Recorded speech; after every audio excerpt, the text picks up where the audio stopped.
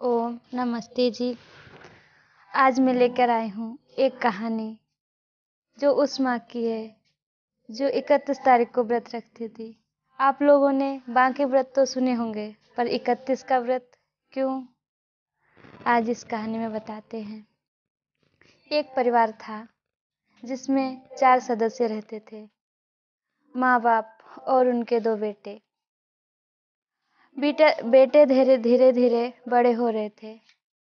उनकी पढ़ाई के लिए अब बेटों को शहर भेजना था, इसीलिए माँ ने अपने गहने बेच दिए और पिता ने अपनी जमीन, ताकि उनके बच्चे पढ़ सकें। अब बच्चे शहर में पढ़ने लगे। समय बीतता गया, बच्चे बड़े हो गए। बड़ा बेटा पढ़ लिख कर नौकरी करने लगा तो वो अपने माँ बाप के लिए हर महीने में खर्च के रुपए भेज दिया करता था।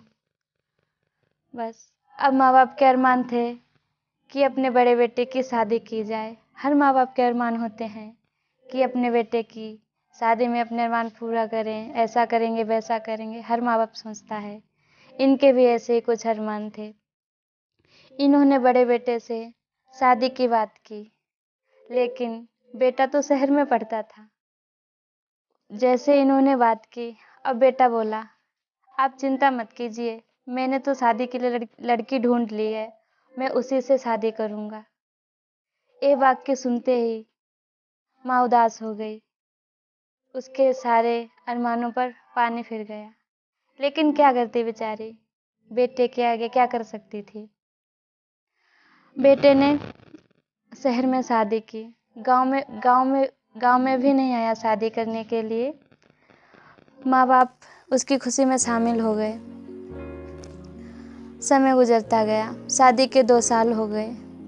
2 साल होने के बाद जो वो माँ बाप के लिए रुपए भेजा करता था, उसने वो भेजने बंद कर दिए। माँ बाप तो बिल्कुल टूट ही गए। वो सोच रहे थे, हमने जिनके लिए इतना किया, उन्होंने हमारे लिए कुछ नहीं किया, हमारे बेटे ने हमारा साथ छोड़ दिया। लेकिन फिर वो सोचने लगे, कोई नहीं, बड़े बेटे ने साथ छोड़ दिया तो क्या हुआ, छोटा बेटा तो है, वो ही हमारा सहारा बनेगा। बस एक कहते हुए एक दूसरे ने समझा लिया एक दूसरे को। अब बारी आई छोटे बेटे की। छोटा बेटा भी नौकरी करने लगा और अब माँ बाप ने सोचा कि जो अरमान बड़े बेटे की शादी में पूरे नहीं कर पाए, वो छोटे बेटे की शादी में पूरे कर लेंगे। अब लेकिन छोटा बेटा भी उनके किसी अरमान को पूरा नहीं कर पाया। उसने सोचा, जब बड़े भाई ने शहर में शादी की है तो मैं गांव में क्यों करूं। इसीलिए उसने भी माँ बाप की नहीं मानी और उसने भी शहर में शादी करना ही पसंद किया। अब दोनों की शादी हो गई, शहर में मकान भी बन गए और आर्थिक स्थिति अच्छी हो गई। इतना सब कुछ होने के बाद भी वो दोनों माँ बाप के लिए तो मानो गरीब ही बन गए। अब माँ बाप के लिए कोई खर्चा नहीं आता था, ना बड़ा भेजता था ना छोटा। अब बेचारे 2 बेटों के होते हुए भी वो अनाथों जैसे रहते थे, गांव में रहते थे अपने। अब धीरे धीरे समय बीतता गया।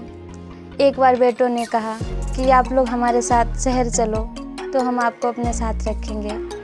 लेकिन बूढ़े माँ बाप ने सोचा कि अब हम शहर में जाकर क्या करेंगे, हमारी तो पूरी ज़िंदगी गांव में बीत गई, अब शहर जाने से हमें कोई लाभ नहीं।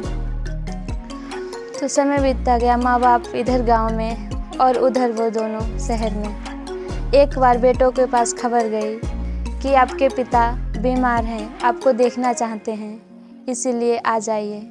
लेकिन दोनों ही अपने काम में इतने व्यस्त थे कि एक भी देखने नहीं आया। इधर पिता की निगाह में उनका इंतज़ार था। वो अब भी सोच रहे थे कि मेरे बेटे आएंगे, मुझे अंतिम समय तो मिलने आएंगे, लेकिन एक भी नहीं आया।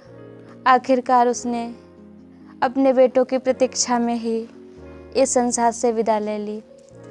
अब अंतिम समय में उनका अंतिम संस्कार करने के लिए दोनों बेटे आए।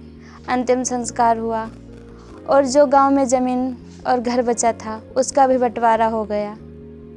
अब बची थी अकेली माँ, उसको लेकर दोनों शहर में चले गए और ये निर्णय किया कि माँ 15 दिन छोटे बेटे और 15 दिन बड़े बेटे के पास रहेगी। ऐसा ही हुआ।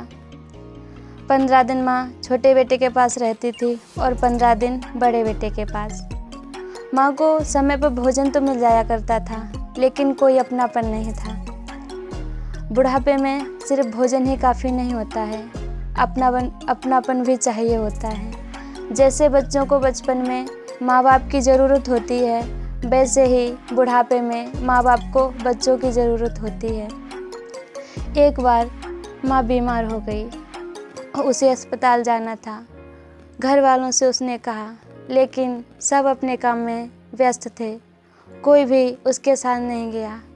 मजबूरन माँ को अकेले ही सरकारी अस्पताल में जाना पड़ा। जब माँ अस्पताल गई तो डॉक्टर ने दवाई देते हुए कहा कि माता जी, ये दवाई आप आज खाना और कल मुझे बताना कि आपका स्वास्थ्य कैसा है। तब माँ बोली कि बेटा, मैं आज दवाई नहीं खाऊंगी, कल दवाई खाऊंगी और तुम्हें परसों बताऊंगी कि मेरा स्वास्थ्य कैसा है। तो डॉक्टर ने बड़े आश्चर्य से पूछा कि आप बीमार हैं और आज दवाई नहीं खाएंगे, ऐसा क्यों? तो माँ बोली कि आज मैं खाना नहीं खाऊंगी तो दवाई नहीं खा सकती। डॉक्टर बोला कि आप बीमार हैं और खाना क्यों नहीं खाएंगी, दवाई क्यों नहीं खाएंगी, आपको दवाई खानी चाहिए। अब वैसे डॉक्टर ने पूछा, आप खाना क्यों नहीं खा रहे, व्रत हैं क्या? तो माता बोली कि हाँ, मैं व्रत हूँ आज। डॉक्टर ने कहा कि इस उम्र में व्रत कौन रखता है, आपके बेटे आपको मना नहीं करते? माँ बोली कि नहीं बेटा, मेरे बेटे मुझे मना नहीं करते, उन्हीं की मर्ज़ी से ही मैं व्रत रखती हूँ। डॉक्टर कुछ देर सोचता रहा, फिर बोला कि वैसे एक बात बताइए, आज तो रविवार है, आज किसका व्रत है? तो माँ बड़े ही उदास स्वर में बोली कि मैं रविवार को व्रत नहीं रखती हूँ, मैं 31 तारीख को व्रत रखती हूँ। डॉक्टर आश्चर्य में पड़ गया कि भाई 31 तारीख को क्या है? तो वो उसने पूछा कि 31 तारीख को व्रत क्यों रखते हो आप? तो माँ ने बोला कि मेरे 2 बेटे हैं, एक बड़ा एक छोटा, तो मैं 15 दिन बड़े के पास रहती हूँ और 15 दिन छोटे के पास, और जब 31 तारीख होती है तो मुझे कोई नहीं पूछता, इसीलिए मैं उस दिन व्रत रहती हूँ। डॉक्टर ये बात सुनकर बड़ा ही दुखी हुआ और उसके मन में एक ही बात आई कि भगवान ऐसी संतान किसी को ना दे। जो संतान बुढ़ापे में अपने माँ बाप की सेवा भी नहीं कर सकती, उससे क्या लाभ। बस इतनी